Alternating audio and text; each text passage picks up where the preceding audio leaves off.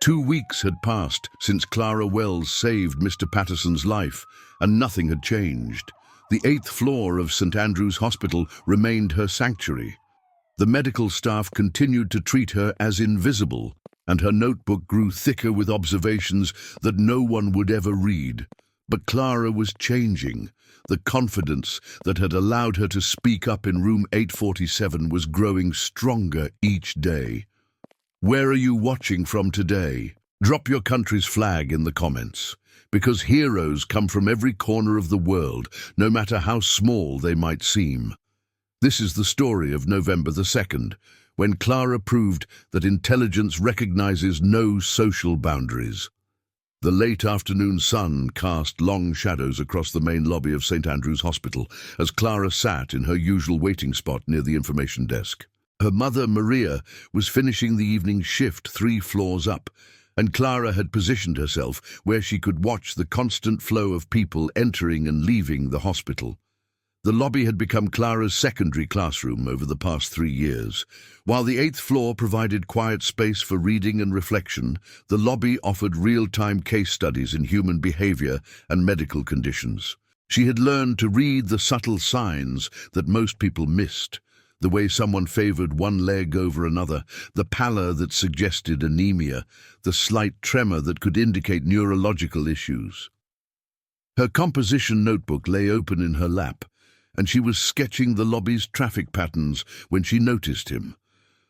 The man in the expensive navy suit was trying to project confidence, but Clara saw what others missed. His gait was slightly unsteady, his breathing appeared shallow even from across the lobby, and his skin had a greyish pallor beneath what was obviously a professional tan. Most telling of all, his lips had a faint blue tinge that immediately reminded her of the cyanosis illustrations in Chapter 12 of her advanced cardiology textbook. She had memorized that chapter after finding the book in Dr. Morrison's discard pile 6 months ago. The section on silent myocardial infarctions in high-stress populations had been particularly fascinating, describing how heart attacks often presented differently in people who were accustomed to ignoring physical discomfort in favor of professional obligations. The man was tall, probably in his mid-50s, with silver hair styled with the kind of precision that suggested regular visits to an expensive salon. His watch caught the lobby lighting, definitely a Rolex, probably worth more than her mother made in several years. Clara had seen men like him before during her wanderings through the hospital. They came for board meetings in the executive conference room near the 8th floor, arriving in expensive cars with drivers, speaking in the commanding tones of people who were accustomed to having their words treated as law. But all the money and authority in the world couldn't protect him from what Clara was observing. The man, she would later learn he was Richard Blackwood, CEO of Blackwood Industries and one of St. Andrew's Hospital's largest financial benefactors, was checking his phone with the aggressive finger movements of someone who controlled every minute of his day like a military operation. But Clara noticed that his free hand kept unconsciously moving to his chest, pressing lightly against his sternum as if trying to relieve some internal pressure. She had read about this exact behavioral pattern in a case study about executive cardiac events. The research had emphasized that high-achieving individuals often ignored or minimized symptoms that would send ordinary people straight to an emergency room. They were trained from childhood to push through discomfort, to never show weakness, to maintain control even when their bodies were sending urgent distress signals. Clara was debating whether to continue observing from a distance when Richard Blackwood's phone slipped from his suddenly unsteady fingers. The expensive device, it looked like the latest iPhone Pro Max in what appeared to be a custom titanium case, clattered across the marble floor with a sound that echoed through the lobby's high ceiling. Blackwood bent to retrieve it, and that's when Clara got her first clear view of his face. The grey pallor was more pronounced than she had initially observed. There was a slight tremor in his hands that he was trying to conceal. Most concerning of all, his breathing had become visibly labored. the kind of respiratory distress that her textbooks associated with decreased cardiac output. He's going into acute cardiac distress, she thought with growing alarm. Blackwood straightened up too quickly, and Clara watched as his knees buckled slightly. He caught himself against a nearby chair, one of the expensive leather seats that the hospital had installed in the lobby renovation 2 years ago. But the movement was enough to confirm her fears. This wasn't simple fatigue or stress. This was a medical emergency developing in real time. The lobby was experiencing its usual evening rush. Visitors were arriving for the dinner hour visiting period. The day shift medical staff was heading home while the evening shift was arriving, and several patients were being discharged with their families. The space buzzed with the kind of controlled chaos that Clara had learned to navigate over her 3 years as an unofficial hospital resident. Nobody else seemed to notice that one of the most powerful men in Richmond was showing signs of imminent cardiovascular collapse in the middle of St. Andrew's Hospital's main lobby. Clara closed her notebook and stood up, her heart developing the same rapid rhythm it had experienced 2 weeks ago outside room 847. She had saved one life by finding the courage to speak up when adults wouldn't listen. Could she do it again? And more importantly, would anyone believe her this time? Blackwood was now leaning heavily against the information desk, his breathing becoming more visibly labored with each passing moment. The volunteer behind the desk, Mrs. Eleanor Johnson, an elderly woman who had been donating her time to the hospital for longer than most of the medical staff had been employed there, looked concerned, but not yet alarmed. Mrs. Johnson was a fixture at St. Andrew's, the kind of volunteer who knew every corridor, every department, and most of the long-term staff by name. Clara had observed her interactions with visitors and patients countless times, noting how her years of experience had given her an intuitive understanding of when someone needed help finding a room versus when someone needed actual medical attention. "Sir, are you feeling all right?" Mrs. Johnson asked, her voice carrying the gentle concern of someone who had spent decades helping people navigate one of the most stressful environments imaginable. "Would you like me to call someone for you? Perhaps security could help you to a quiet place to rest?" "I'm fine," Blackwood said, but his voice lacked the commanding authority that Clara associated with men of his obvious social status. "Just need to catch my breath. Long day of meetings." Clara moved closer, her trained eye cataloguing every detail.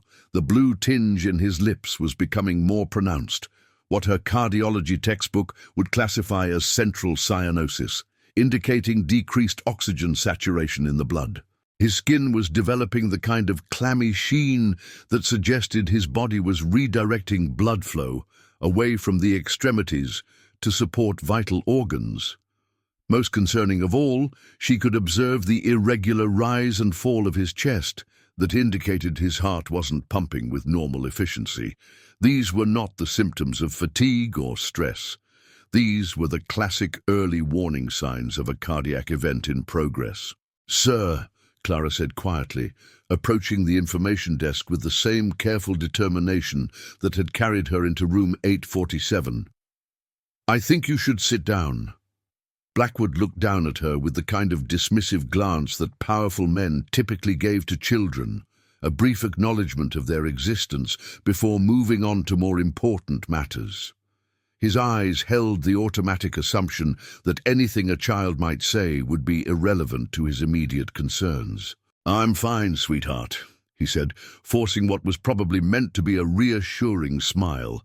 "Where are your parents? You shouldn't be wandering around the hospital by yourself." But even as he spoke, Clara could see him swaying slightly on his feet, the kind of subtle movement that indicated his body's equilibrium was being compromised by decreased cardiac output.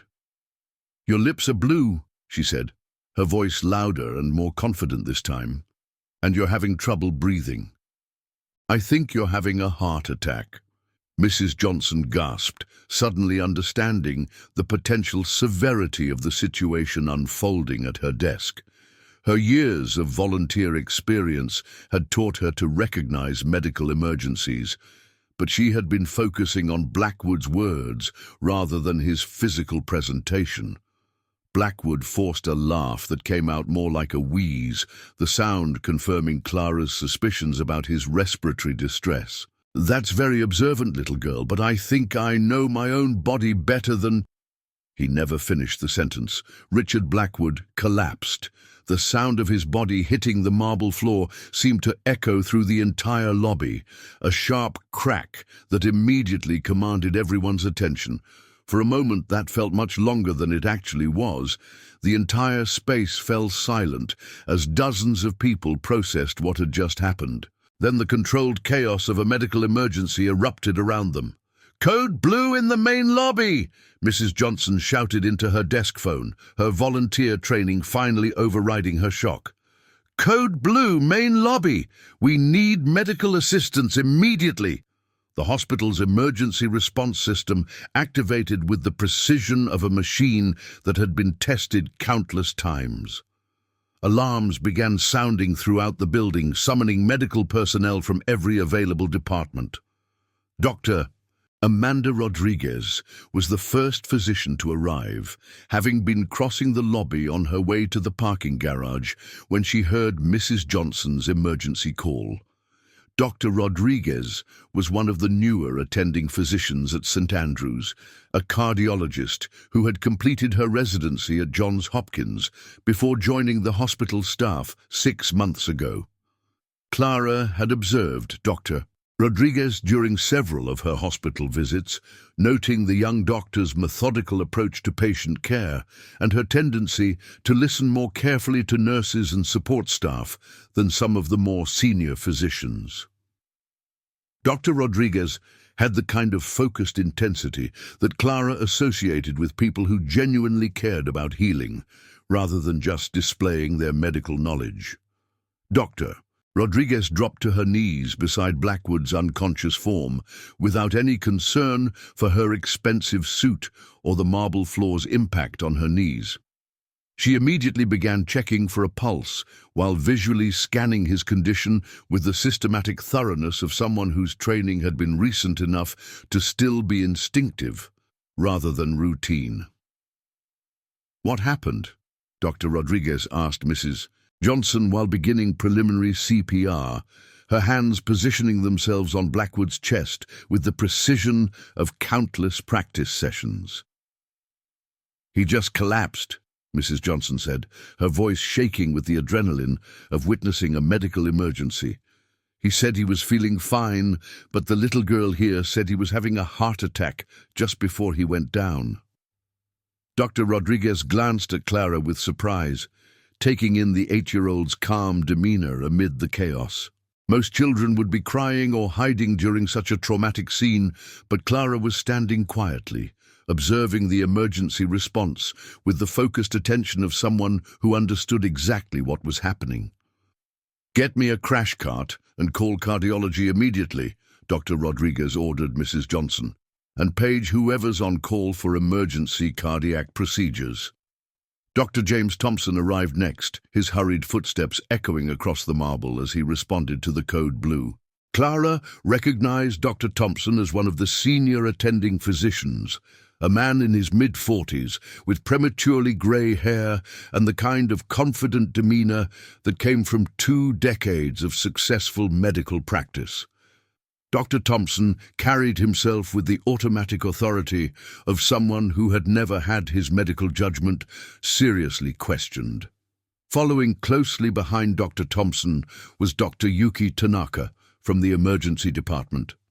Dr. Tanaka was younger than Dr. Thompson, probably in her early 30s, with the quick, efficient movements of someone who spent her days dealing with life-and-death situations where seconds could mean the difference between recovery and catastrophe. Clara had observed Dr. Tanaka during several emergency situations over the past months, noting her unusual approach to medical emergencies. Unlike many of the other doctors, Dr. Tanaka seemed to gather information from every available source: nurses, technicians, family members, and even patients themselves when they were conscious.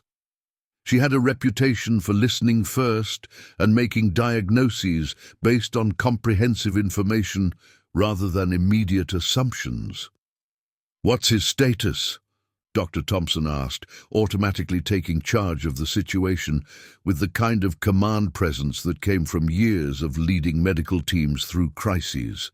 "Adult male, collapsed in the lobby approximately 2 minutes ago," Dr. Rodriguez reported while continuing chest compressions. "Possible cardiac event based on presentation. The child here reported observing symptoms consistent with cardiac distress before the collapse occurred." Dr. Thompson looked at Clara with the same dismissive expression that Blackwood had given her moments before his collapse. His eyes held the automatic skepticism that many senior physicians reserved for any diagnostic input that came from non-medical sources. "Children often imagine symptoms in stressful situations," Dr. Thompson said, with the tone of someone stating an obvious medical fact. "Let's focus on what we can actually observe and measure rather than relying on potentially unreliable witness accounts." But Dr. Tanaka was listening with more careful attention. She approached Clara while Dr. Rodriguez and Dr. Thompson continued their emergency protocols, kneeling down so she could speak to the 8-year-old at eye level. "What exactly did you notice?" Dr. Tanaka asked Clara, her voice kind but professionally focused. "Can you tell me specifically what you observed?" Clara's voice was steady, despite the chaos of the medical emergency unfolding around her. His lips showed central cyanosis for at least 15 minutes before he collapsed. He demonstrated labored breathing, was unconsciously pressing his hand to his chest, indicating possible angina, and his gait suggested decreased cardiac output, affecting his balance and coordination. Dr. Tanaka's eyebrows rose slightly. Those were not the words or observations of a typical 8-year-old child. The crash cart arrived, wheeled in at top speed by Marcus Williams, a nurse who Clara had observed during many of her hospital visits. Marcus was a tall, athletic man in his early 30s, who moved with the calm efficiency of someone who had responded to every conceivable type of medical emergency during his 8 years at St. Andrews. Clara had always been impressed by Marcus's approach to crisis situations. Unlike some medical staff who seemed to thrive on the drama and urgency of emergencies, Marcus worked with a methodical calmness that seemed to reduce everyone else's stress levels. He had the kind of presence that made patients feel safer just by being in the room. "Let's get him on the monitor immediately," Dr. Thompson ordered, while Marcus began setting up the defibrillator and heart monitoring equipment. "And somebody needs to call his family. Richard Blackwood is on the hospital board of directors. We need to ensure that every aspect of his care is absolutely perfect." Clara's stomach clenched as she realized that the medical team was more concerned about Blackwood's social status and political connections than his immediate medical needs. She had observed this phenomenon before during her 3 years at the hospital.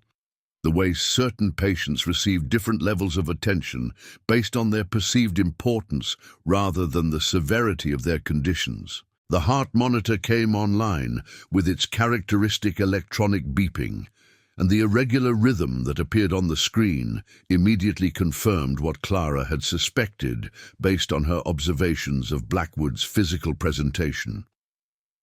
"There's the arrhythmia," Dr. Rodriguez said, her voice tight with the controlled urgency of someone who understood exactly how dangerous the situation had become. "We're looking at atrial fibrillation with rapid ventricular response. We need to cardiovert immediately before this progresses to something worse."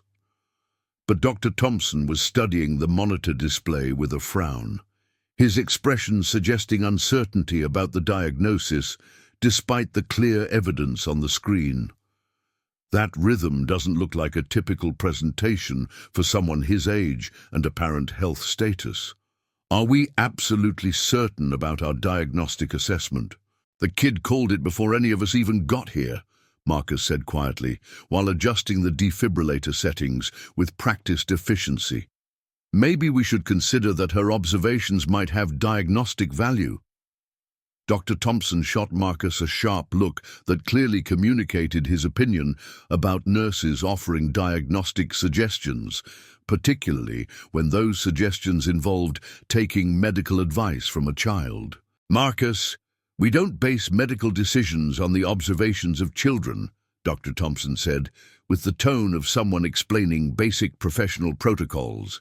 We base them on clinical evidence and established diagnostic procedures. But Dr. Tanaka was looking at Clara with growing interest and respect. How long were you watching him before he collapsed?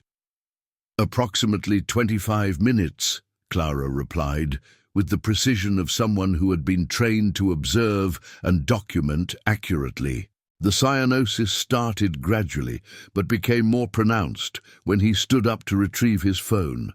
His respiratory rate increased progressively, and he began showing multiple signs of decreased cardiac output, including unsteady gait and unconscious chest pressure gestures.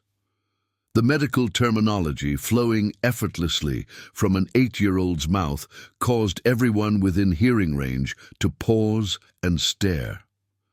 Dr. Rodriguez looked up from her chest compressions with obvious surprise, while Dr.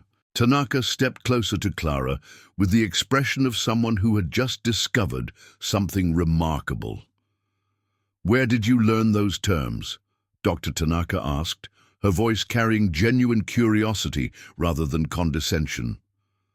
"I read medical textbooks," Clara said simply, as if this were the most natural thing in the world. "The cardiology section of Advanced Internal Medicine by Harrison is very comprehensive about the early warning signs of cardiac events, particularly in high-stress populations who often ignore or minimize symptoms." Dr. Thompson was growing visibly impatient with what he clearly considered an inappropriate conversation during a medical emergency. "Can we please focus on the patient instead of having a detailed discussion with a child about cardiology textbooks?" But the defibrillator was charged and ready for use. Dr. Rodriguez called "clear" in the loud, commanding voice that medical professionals use to ensure that everyone stepped away from the patient before electrical cardioversion.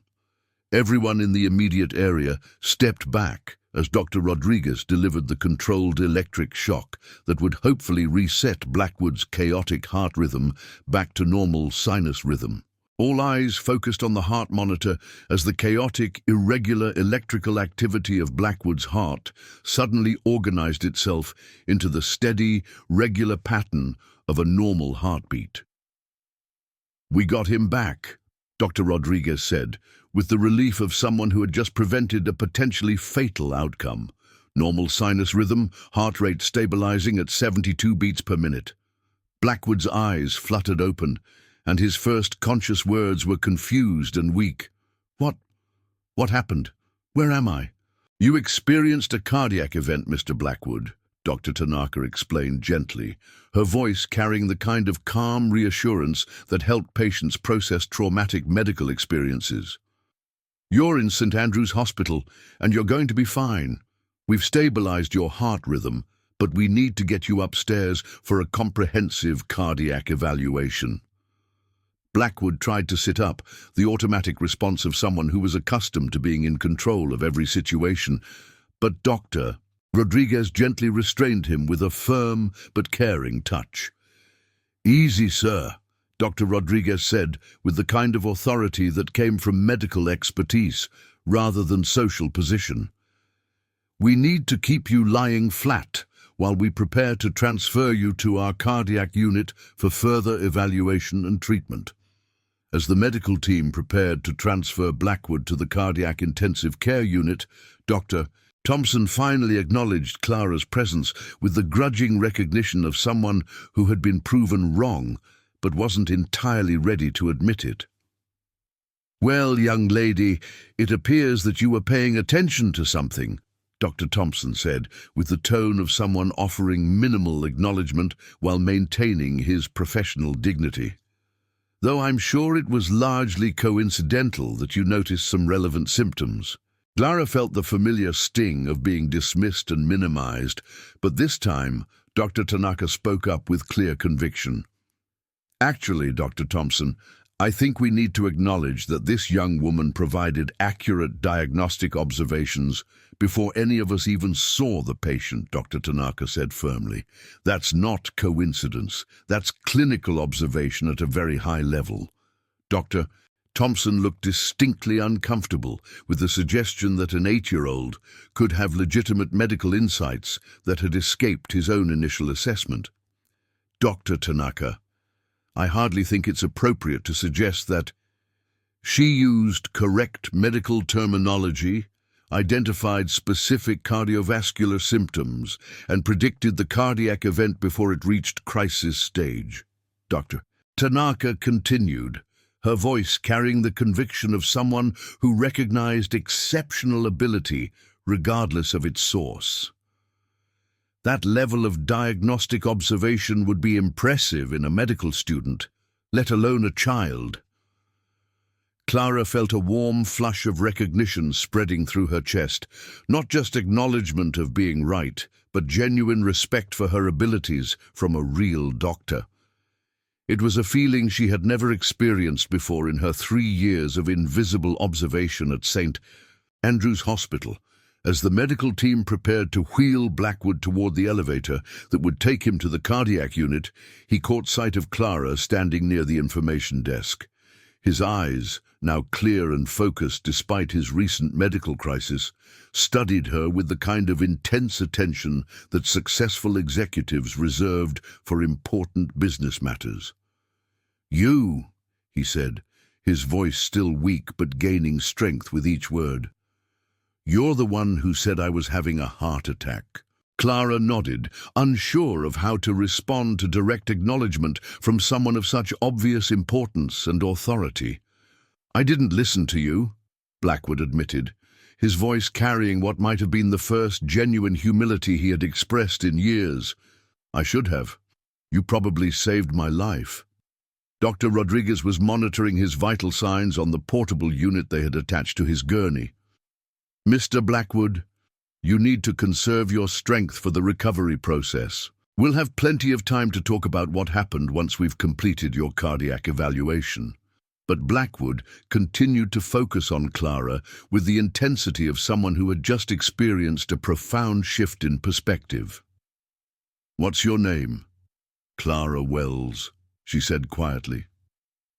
"Clara Wells," he repeated, as if committing the name to memory with the same attention he probably gave to important business contacts. "Thank you, Clara Wells. I owe you my life." The elevator doors closed, taking Richard Blackwood to the cardiac unit where he would receive the comprehensive treatment that would ultimately save his life. The lobby gradually returned to its normal rhythm of evening activity, but Clara remained standing near the information desk, processing the magnitude of what had just occurred. Mrs. Johnson approached her with tears in her eyes, her volunteer experience having never prepared her for witnessing such a dramatic medical emergency. "Honey, that was absolutely remarkable. You saved that man's life by speaking up when no one else saw what was happening." But Clara's attention was focused on Dr. Tanaka, who had remained in the lobby while the other doctors accompanied Blackwood to the cardiac unit. "Clara," Dr. Tanaka said, approaching her with the kind of serious attention that adults usually reserve for other adults, "can I ask you something important? How long have you been studying medicine?" "About 3 years," Clara replied honestly, "since my mother started working here as part of the housekeeping staff." "And where do you get access to medical textbooks?" "Dr. Morrison throws them away when new editions arrive. I collect them from the dumpster behind the medical library, and sometimes I find nursing journals in the break room trash containers." Dr. Tanaka's expression grew more serious as she processed this information. In her 8 years of medical practice, she had never encountered anything quite like Clara Wells. The hospital was full of intelligent, well-educated people, doctors, residents, medical students, nursing staff, but they all came to their medical knowledge through formal educational channels, expensive universities, and structured learning environments. Clara had essentially taught herself medicine from discarded textbooks and pure determination. "You're teaching yourself medicine from books that other people throw away?" Dr. Tanaka asked, her voice carrying a mixture of amazement and concern. Clara nodded, unsure if this admission would get her in trouble for taking things from the hospital's trash. "That's extraordinary," Dr. Tanaka said after a moment of consideration. "Clara, I want you to understand something very important. What you did today was not luck or coincidence. You made accurate diagnostic observations based on solid medical knowledge, and you potentially saved a man's life by having the courage to speak up when trained medical professionals hadn't yet recognized the severity of the situation." The validation from a real doctor felt like sunlight breaking through clouds after years of existing in shadows. Clara had spent 3 years being invisible, overlooked, dismissed as just another child who didn't belong in the serious world of medicine. For the first time in her life, someone in a position of real authority was acknowledging not just that she was right, but that her observations had genuine medical value. "Dr. Tanaka," Clara said hesitantly, the question that had been growing in her heart for 3 years, finally finding its voice, "Do you really think I could become a doctor someday?" Dr. Tanaka knelt down so she was at Clara's eye level, her expression serious and thoughtful. "Clara, I think you already are a doctor in every way that matters. You just don't have the formal degree yet. And if you want that degree, if you want to make this your life's work, I think you have the intelligence and the dedication to achieve anything you set your mind to." As the evening shift settled into its routine and Maria Wells finished her housekeeping duties 3 floors above, she came to collect her daughter from the lobby where Clara spent her waiting hours. Maria found Clara in her usual spot near the information desk, but she immediately noticed something different about her daughter's posture and expression. There was a confidence in Clara's bearing that hadn't been there that morning, a sense of purpose that seemed to radiate from her small frame. "How was your day, Mia?" Maria asked, as she did every evening when her shift ended. "I saved someone's life," Clara said with the matter-of-fact tone of someone stating a simple truth. Maria smiled, initially thinking her daughter was engaging in one of her elaborate imaginative games. "Oh, really? And who did you save today?" "A CEO named Richard Blackwood. He had a myocardial infarction with atrial fibrillation in the main lobby." Maria's smile faded quickly as she realized that Clara was speaking with the precision of someone reporting actual events rather than playing pretend. "What do you mean, Clara? What really happened?" Clara explained the events of the afternoon in careful detail while they walked toward the hospital's main entrance. With each medical term and specific observation, Maria's expression shifted between growing concern and expanding pride. Her 8-year-old daughter had just saved the life of one of the most powerful men in Richmond, using medical knowledge she had taught herself from books that other people had thrown away. "The doctors, they actually listened to you this time?" Maria asked, her voice carrying the hope of someone who had spent years watching her daughter's intelligence go unrecognized. "One of them did. Dr. Tanaka. She said I already think like a doctor, and that what I did today proved I have real medical abilities." As they reached the hospital's main entrance, Maria stopped and turned to look back at the building where she spent her days cleaning up after people who rarely acknowledged her existence. Her 8-year-old daughter had just saved the life of a CEO using knowledge she had acquired through determination and discarded textbooks. "Clara," Maria said softly, her voice thick with emotion, "you are going to do amazing things in this world. Things that will help so many people." Meanwhile, 4 floors up in the cardiac intensive care unit, Richard Blackwood was undergoing comprehensive tests that would ultimately confirm the accuracy of Clara's street corner diagnosis. Dr. Rodriguez was reviewing his chart with growing amazement at how precisely the 8-year-old had identified his condition and predicted its progression. "The kid was absolutely right about everything," she told Dr. Tanaka during their phone consultation.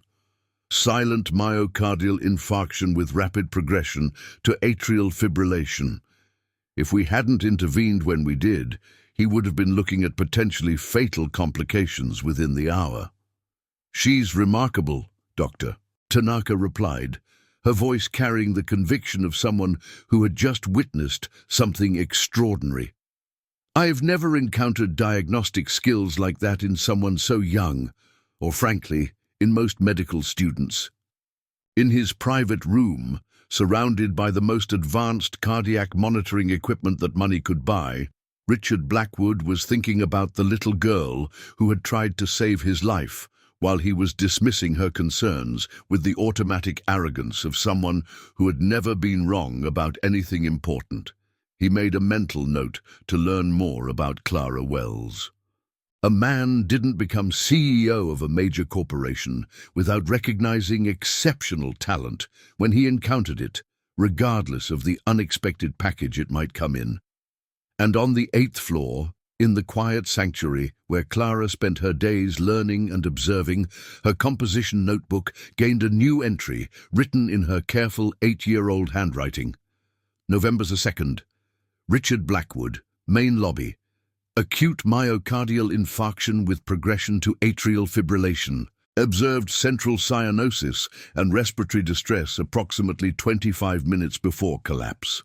Dr. Thompson initially dismissed observations as childish imagination. Dr. Tanaka listened carefully and validated diagnostic accuracy. Patient successfully cardioverted and transferred to cardiac ICU in stable condition. First time a doctor acknowledged that my observations have genuine medical value and told me I already think like a doctor. She paused for a moment, her pencil hovering over the page, then added, "Dr. Tanaka thinks I could really become a doctor someday. Maybe she's right." The 8th floor settled into its evening quiet, the abandoned medical equipment casting familiar shadows in the fading light, but the echo of Dr. Tanaka's words seemed to fill the space. "You already are a doctor in every way that matters. You just don't have the formal degree yet." Clara closed her notebook and smiled with a confidence she had never felt before. Tomorrow she would return with her books and her observations and her growing certainty that medicine was her calling. But tonight, for the first time in 3 years of invisible existence at St. Andrew's Hospital, she went home believing that someone in the medical world saw her not as an inconvenient child, but as a future colleague with genuine abilities. Because sometimes the most important recognition comes not from saving a single life, but from having someone acknowledge that you have the potential to save many more. If you want to see Clara continue her journey from invisible observer to recognized talent, make sure to subscribe to the channel and hit that notification bell. Because the 8th floor is just getting started, and Clara Wells has many more lives to save.